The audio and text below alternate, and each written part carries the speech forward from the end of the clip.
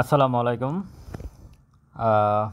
Index আলোচনায় যদি বলতে চাই তাহলে 17 পয়েন্টের মতো প্লাস আজকে আর 718 কোটি টাকার লেনদেন। ইন্ডেক্সও বাড়ছে, লেনদেনেরও পরিমাণ বাড়ছে, তবে বেশিরভাগ বিনিয়োগকারীর মন খারাপ, কারণ অ্যাডভান্স হচ্ছে মাত্র 90টা, ডিক্লাইন 262টা, আর আনসেন 40টা।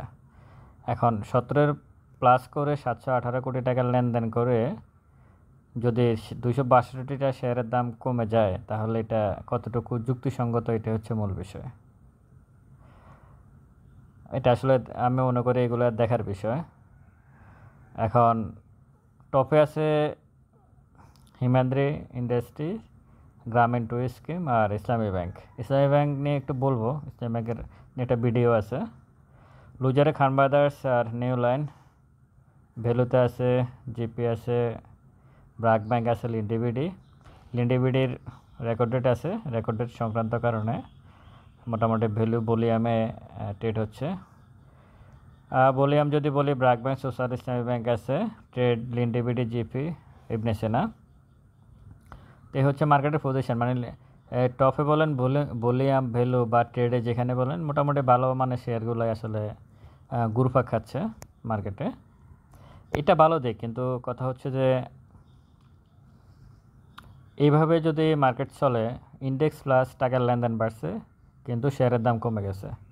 আপনাদেরকে একটা কথা অবশ্যই বলতে হয়, সেটা হচ্ছে মার্কেট এখনও ডাউন ট্রেন্ড কিন্তু কমপ্লিট করে নাই, এটুকু আসলে আপনারা মাথায় রাখবেন। আপনার শেয়ারের দাম কিন্তু ইন্ডেক্স প্লাস হোক মাইনাস হোক যাই হোক, আপনার শেয়ারের দাম কিন্তু কমতেছে।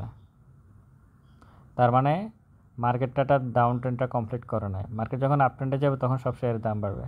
এটাকে আপ ট্রেন্ড বলে না। এখন যেটা চলে 25-এর মতো প্লাস হলো কালকে, আজকে 17-এর মতো প্লাস, এগুলো এই প্লাস দিয়ে কিছু হবে না। আপ ট্রেন্ড মার্কেটে এরকম প্লাস থাকে না। আপ ট্রেন্ড মার্কেটে 25 প্লাস 17 প্লাস থাকবে, শেয়ারের 300, এটাকে বলে 200, 250, 300 শেয়ার প্লাস থাকবে। এটাই হচ্ছে মূল বিষয়। তো সুতরাং মার্কেটটা ডাউন ট্রেন্ড কমপ্লিট করে নাই।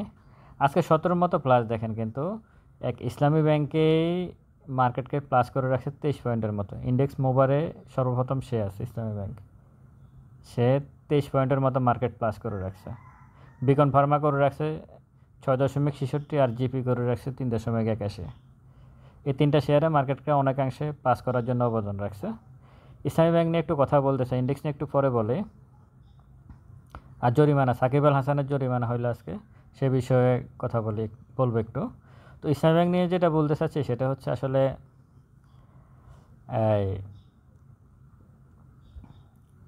এই শেয়ারটা এখন যে জায়গায় আছে, যে এই শেয়ারটা বাংলাদেশ ব্যাংকের একটা, এই বাংলাদেশ ব্যাংকের গভর্নর মনসুর সাহেব একটা সাংবাদিকের একটা প্রশ্নের জবাবে বলছে যে ইসলামী ব্যাংকের এখন এই মুহূর্তে তাদের রিজার্ভ অনেক ভালো, 810 কোটি টাকার মতো তাদের একদিনে হলো, এরকম একটা সংক্রান্ত নিউজে ইসলামী ব্যাংক কোথা থেকে কোথায় চলে গেছে। অথচ আপনি দেখেন এই ব্যাংকটা কিন্তু এখন 10%, সর্বশেষ 10% ক্যাশ ডিভিডেন্ড দিছে।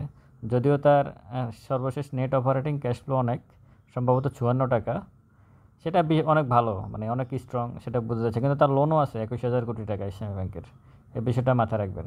তো আমি বলতে চাচ্ছি এই ইসলামী ব্যাংকের শেয়ারটা এই মুহূর্তে আসলে আপনারা বাইসেল অবশ্যই আপনাদের নিজস্ব সিদ্ধান্ত, কিন্তু এই মুহূর্তে এন্ট্রি নেওয়া এই শেয়ারটাতে খুবই, আমি মনে করি বিনিয়োগকারীর জন্য খুবই সাবধানতা অবলম্বন করতে হবে এই শেয়ারটাতে এন্ট্রি নেওয়ার ক্ষেত্রে। শেয়ার সেল করে দিয়ে বের হয়ে প্রফিট করে বের হবে যারা 1 বছর আগে প্রত্যেকে লাভে আছে ইসলামী ব্যাংকের যারা বিনিয়োগকারী তারা। তো সুতরাং এই শেয়ারে এখন নতুন করে এন্ট্রি নিতে আপনাকে 2-3 বার চিন্তা করতে হবে। এই হচ্ছে ইসলামী ব্যাংকের বিষয়ে কথা। আর ক্যান্ডেল নিয়ে বলে, যদি মানে বিষয় একটু পরে বলে, শেষে বলে। ক্যান্ডেল হচ্ছে আপনি দেখেন 5 তারিখের পরে যতগুলো ক্যান্ডেল আছে বেশিরভাগ 90% ক্যান্ডেলের উপর উইক মানে হচ্ছে 5 তারিখের পরে যে 1000 পয়েন্ট বাড়ছে, এরপরে হাই উতাস করে 1000 পয়েন্ট বাড়ছে, এরপর যতগুলো ক্যান্ডেল আছে সবগুলো আসলে উপর উইক থাকার মানে হচ্ছে আপনার সেলার অ্যাক্টিভ ছিল প্রতিদিন। যেমন আজকের ক্যান্ডেলটাই দেখেন, আজকের ক্যান্ডেলটাও সেলার অনেক অ্যাক্টিভ, গতকালকে ক্যান্ডেলটাও সেলার অ্যাক্টিভ, এর আগের লাল যে ক্যান্ডেলটা সেটাও হিউজ পরিমাণ সেলার অ্যাক্টিভ, মানে মার্কেটে সেলার অ্যাক্টিভ, লেনদেন বাড়তেছে আসলে কি সেলার অ্যাক্টিভে লেনদেন বাড়তেছে। আজকে 1 মিনিট চার্ট অনুযায়ী বেশিরভাগ সময় শেয়ারগুলো সেল হয়েছে, বাইয়ের থেকে সেল বেশি হয়েছে। 718 কোটি টাকা আপনার লেনদেন হতে পারে, লেনদেনের পরিমাণ বাড়তে পারে। লেনদেন দুইভাবে হয়, সেটা নেগেটিভভাবে হয়, পজিটিভভাবে হয়। লেনদেন হয়েছে ভালো, ইন্ডেক্স প্লাস হয়েছে, সবই ভালো, কিন্তু শেয়ারের দাম কমে গেছে, এটা খারাপ। তো এখন আগামীকালকে কী হবে? আগামীকালকেও মার্কেট হয়তো ভালো যাওয়ার সম্ভাবনা আছে, যেহেতু মুভিং এভারেজ 14 দিনের যে ভ্যালু তার উপরে চলে গেছে। মার্কেট যদি 5,850-এর উপর চলে যায়, তখন মার্কেটে হয়তো একটা আপট্রেন্ড হওয়ার সম্ভাবনা আছে, খুবই সম্ভাবনা আছে। যদি এই 850-এর উপরে চলে যায়, 5,850-এর উপরে মার্কেট চলে যায়, তাহলে মার্কেট